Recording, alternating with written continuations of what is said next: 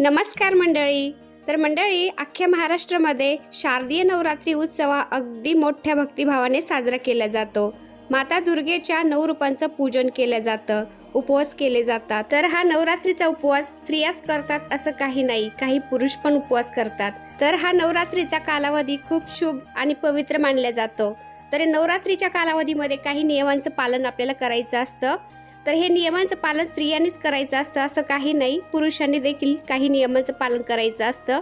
तर हे नियम कोणते आहेत आजच्या व्हिडिओमध्ये आज आपण पाहणार आहोत. चला तर मग व्हिडिओला लगेचच सुरुवात करूया. घटस्थापना 15 ऑक्टोबर 2023 वार रविवार या दिवशी होणार आहे. तर घटस्थापनेपासून आपल्याला सकाळी ब्रह्ममुहूर्त उठायचं. तुम्ही उठून पहा किती फ्रेश आणि प्रसन्न वाटते. आणि ब्रह्ममुहूर्तावर उठल्यानंतर आपले नित्याचे काम आवरून आंघोळ वगैरे करायची आणि देवी कोणत्या रंगाचे कपडे परिधान करणार आहे आणि त्या रंगाचे कपडे आपण पण परिधान करायचे आणि देवीची पूजा करायची. असं केल्याने त्या पूजेचं फळ आपल्याला वेगळंच मिळत असतं, काही वेगळंच महत्त्व असतं त्याचं.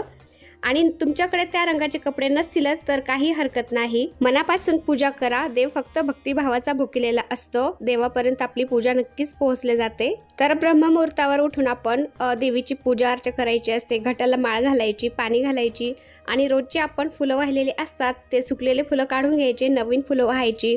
त्यानंतर आपण सूर्यदेव उगल्यानंतर सूर्याला अर्घ पण द्यायचा असतो, तुळशीला पाणी घालायचं. अशी जर आपण सकाळचं रोज सुरुवात केली नवरात्रामध्ये तर आपलं मनही प्रसन्न राहतं, आपल्या घरामध्ये पॉझिटिव्हिटी राहते, आपलं काम पण पटपट आवरतं आणि त्यामुळे घरामध्ये अजिबात कोणाची चिडचिड होत नाही. कारण नवरात्रामध्ये अजिबात घरामध्ये किरकिर, चिडचिड, भांडणं करायची नसतात. जसं की आपण गणपती बाप्पांची स्थापना झाल्यानंतर घरामध्ये अजिबात किरकिर घालायची नसते, भांडणं करायची नसतात. त्याचप्रमाणे आपण नवरात्रामध्ये सुद्धा या नियमांचं पालन करायचं असतं. आणि हे सगळं करण्यासाठी आपल्याला पहाटे उठणं खूप गरजेचं असतं. देवाची पूजा अर्चा पण होती, सेवा पण होती आणि आपल्या घरातली कामंही उरकतात आणि सगळ्यांची कामं जी झाली तिथे झाल्यामुळे आपल्या घराचं वातावरण एकदम शांत राहतं, कोणाला भांडणं करायची वेळच येत नाही. तर मंडळी, घटस्थापनेचा मुहूर्त पण सांगते मी तुम्हाला. 15 ऑक्टोबर 2023 वार रविवार या दिवशी घटस्थापना होणार आहे. तर शुभ मुहूर्त आहे सकाळी 11:44 पासून ते 12:30 पर्यंत तुम्ही घटस्थापना करू शकता. तसं तर पूर्ण दिवसच शुभ आहे, पूर्ण दिवस तुम्ही संध्याकाळपर्यंत घटस्थापना करू शकता. पण संध्याकाळच्या नंतर आपल्याला घटस्थापना करायची नसते, त्यामुळे संध्याकाळपर्यंत तुम्ही करू शकता. आणि तुम्हाला मुहूर्तामध्ये करायचा असेल तर या मुहूर्तामध्ये तुम्ही घटस्थापना करू शकता. मंडळी, आपण नवरात्रामध्ये घटस्थापना करतो, देवी आईची उपासना करतो, उपवास देखील करतो. पण या पाठीमागचं कारण काय आहे, पौराणिक कथा काय आहे हे आपल्याला माहीत असणं सुद्धा गरजेचं आहे. तर या पाठीमागची कथा काय आहे ते पण सांगते मी तुम्हाला आजच्या व्हिडिओमध्ये. मंडळी, पौराणिक कथेनुसार असं सांगितलं जातं, महिषासूर नावाचा एक दैत्य होता पृथ्वीवर. तो ब्रह्मदेवाचा भक्त होता.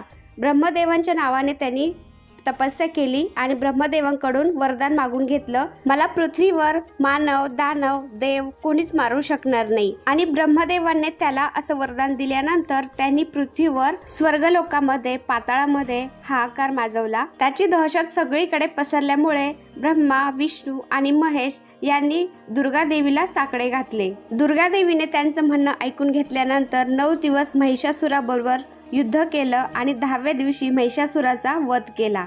म्हणूनच दुर्गा देवीला महिषासूर मर्दिनी असं सुद्धा म्हणतात. 9 दिवस महिषासुराबरोबर युद्ध करून 10व्या दिवशी त्याचा वध केला आणि वाईटावर विजय मिळवल्यामुळे 10व्या दिवशी विजयादशमी म्हणून साजरी करण्यात येते.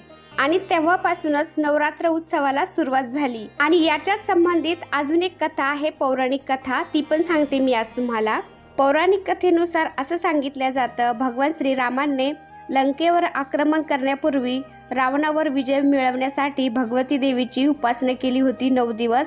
आणि उपासना करून, पूजा अर्चा करून भगवती देवीला प्रसन्न करून घेतले. आणि प्रसन्न होऊन भगवती देवीने भगवान श्रीरामांना लंका विजयाचा आशीर्वाद दिला असं सांगितलं जातं. आणि भगवान श्रीरामाने 10व्या दिवशी रावणाचा वध करून विजय मिळवल्यामुळे विजयादशमी साजरी करण्यात येते असं सुद्धा मानलं जातं. आणि म्हणूनच 9 दिवस माता दुर्गेची आपापल्या कुळाचारानुसार वेगवेगळ्या रूपामध्ये 9 दिवस पूजन केलं जातं, उपासना केली जाते, उपवास देखील केला जातो. शक्तीची आणि ऊर्जेची देवता म्हणून माता दुर्गेची पूजा अर्चा, उपासना केली जाते. नवरात्रामध्ये सगळ्या स्त्रियांना आदर सन्मान द्यावा, त्यांचा अपमान करू नये. कन्यापूजनसुद्धा केलं जातं, कारण कुठल्या रूपामध्ये माता राणी आपल्या दारामध्ये येईल, आपल्या घरात येईल सांगता येत नाही. त्यामुळे महिलांचा कधीही आदर करावा, आपण अपमान करू नये. नवरात्रामध्ये कन्यापूजन देखील केलं जातं. कन्यापूजन देखील करावं. आपल्या दारामध्ये एखादी मुलगी स्त्री आली तर तिचा आदर करावा, तिला पाणी द्यावं, 2 घास खाऊ घालावं. देव फक्त भक्तिभावाचा भुकेलेला असतो. तुम्ही साधी सोपी पूजा करा, देवापर्यंत नक्कीच पोहोचले जाते. फक्त निर्मळ मनाने करा तुम्ही.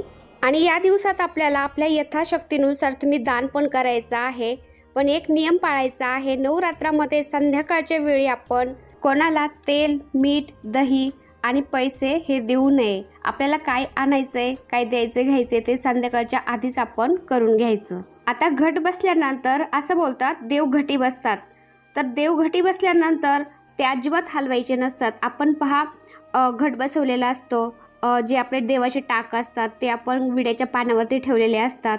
तर ते देवाखालची विड्याचे पानं पण आपण काढायची नसतात. फक्त आपण जे फुलं वाहतो रोज ते आपण बदलायचे असतात. आणि आपण घटाला माळ पण घालत असतो, तर आदल्या दिवशीची जी माळ घातलेली आहे ती पण काढायची नसते.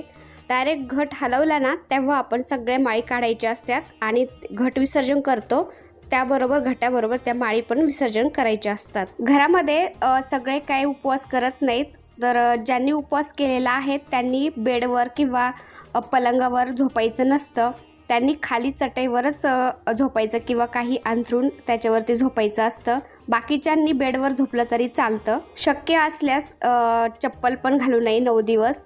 आणि घरामध्ये मांसाहार करू नये, मदिरापान करू नये. घरातल्या पुरुषांनी दाढी डोकी करू नये, नख कापू नये. स्त्रियांनी पण नख कापू नये, केस कापू नये, ॲब्रो पण करू नये. जे करायचं आहे ते घट स्थापनेच्या आधीच करायचं आहे. नवरात्रामध्ये 9 दिवस देवीची उपासना केली जाते. देवीची कृपादृष्टी आपल्यावर होत असते. तर 9 दिवस आपण आपल्या दारामध्ये उंबरठ्याला हळदीचं लेपन केलं तर खूपच चांगलं. हे नवरात्रातले 9 दिवस खूप शुभ मानले जातात. त्यामुळे माता लक्ष्मी देखील आपल्या घरामध्ये प्रसन्न होऊन वास करते.